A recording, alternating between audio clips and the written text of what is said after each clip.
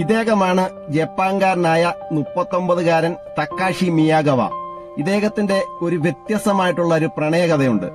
ഇദ്ദേഹം ജപ്പാനിലെ ഒരു വലിയ കമ്പനിയുടെ മാർക്കറ്റിംഗ് വിഭാഗം ജീവനക്കാരനായിരുന്നു. ഇദ്ദേഹം അതുമായി ബന്ധപ്പെട്ട് അനേക യാത്രകൾ നടത്തിയിരുന്നു.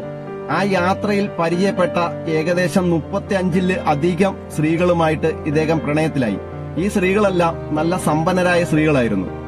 തന്നോട് പ്രണയത്തിലായ സ്ത്രീകളോട് തനിക്ക് സീരിയസ് ആയിട്ടുള്ള പ്രണയമാണ് അവരോട് ഉള്ളതെന്നും അവരെ വിവാഹം കഴിക്കാൻ തനിക്ക് താല്പര്യമുണ്ടെന്നും അവരെ ബോധ്യപ്പെടുത്തി.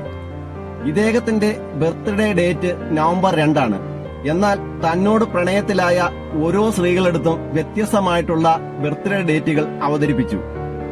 ഇങ്ങനെ വ്യത്യസ്തമായ ബർത്ത്ഡേ ഡേറ്റ് അവതരിപ്പിച്ചതോടുകൂടി ഇദ്ദേഹത്തിന്റെ ബർത്ത്ഡേ ഒരു മാസത്തിൽ 3 വരികയും ഈ സമ്പന്നരായ സ്ത്രീകളിൽ നിന്നും വിലപിടിപ്പുള്ള സമ്മാനങ്ങൾ ഇദ്ദേഹം സ്വീകരിക്കുകയും ചെയ്തു.